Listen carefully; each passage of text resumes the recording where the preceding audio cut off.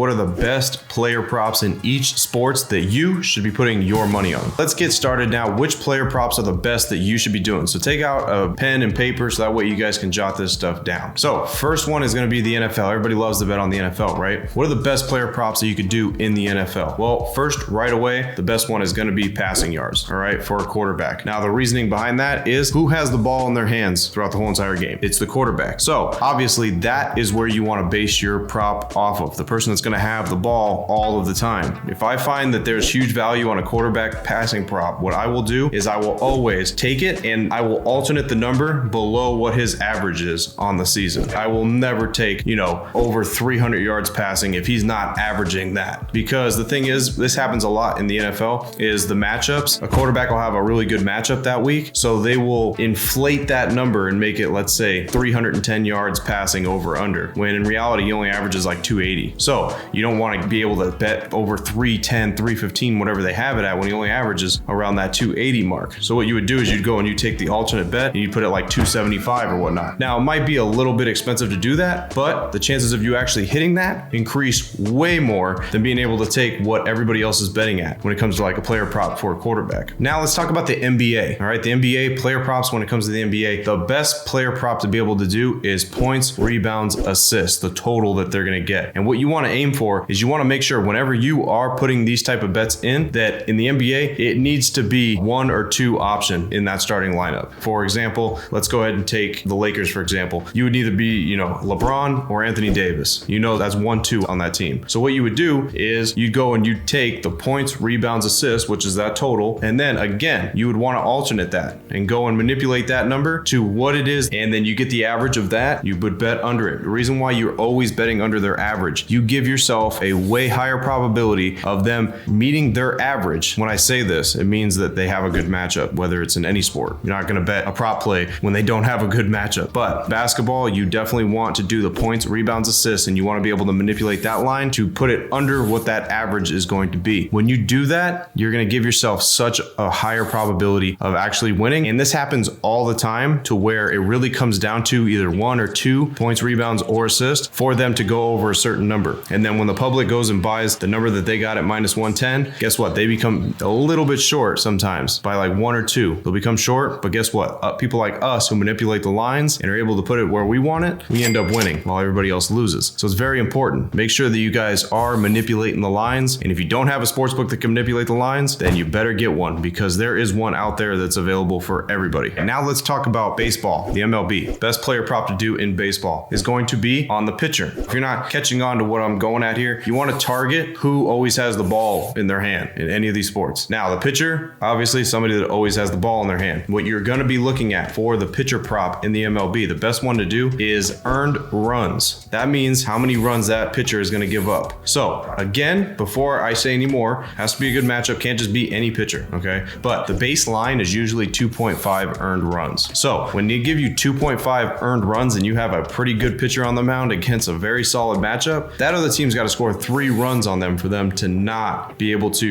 surpass that under 2.5. So it is a very, very good bet when it comes down to having a great pitcher going against a good matchup for them, and then your earned runs is 2.5. Now, sometimes you will find 1.5. Do not bet 1.5 earned runs. Only 2.5. That's the sweet spot. Even a good day for a pitcher, they can give up 2 runs and still had a pretty solid outing. So you want to keep that key number of 2.5 in your mind. Now, here's a little hint for you guys. When you're doing this prop play, literally Barstool Sportsbook sometimes will put out a 2.5 line when no other sportsbooks will give you. So this is something to look out for. Now, eventually they're probably going to end up getting, a hint of that when everybody's hammering that line, probably get rid of it. Hopefully now, as I'm telling you guys that, it's still going, it's still good. But in baseball, your best player prop is going to be your pitcher earned runs, and you're going to be betting under 2.5 earned runs. Now, another thing when it comes to baseball and it comes to earned runs, they have to be earned by the pitcher. So this happens a lot where a pitcher will give up 3 runs in a game, but they will not be earned runs. All right. Only like 2 will be actually earned, because if there's a fielding error or something like that, or an overthrow at first base, then that doesn't get credited to the pitcher. Now, about this information that I'm giving you, make sure you guys are taking it seriously and you guys put it all together. Because when you put it all together, then in each sport, you're going to have a certain bet where you're going to have an advantage. As long as you do the right research and you have the right strategies that go along with it, it, you're gonna stop losing so much, and guess what? You're gonna actually end up profiting, and it's gonna be a change for a lot of you guys out there that just continuously donate to the sports books. And also, if you guys want to skip all of that and you just want me to teach you, make sure you guys go down in the description and click the link in there. As always, guys, I'm Frank with Linemaker Sports. I'll see you guys in the next video. Till then,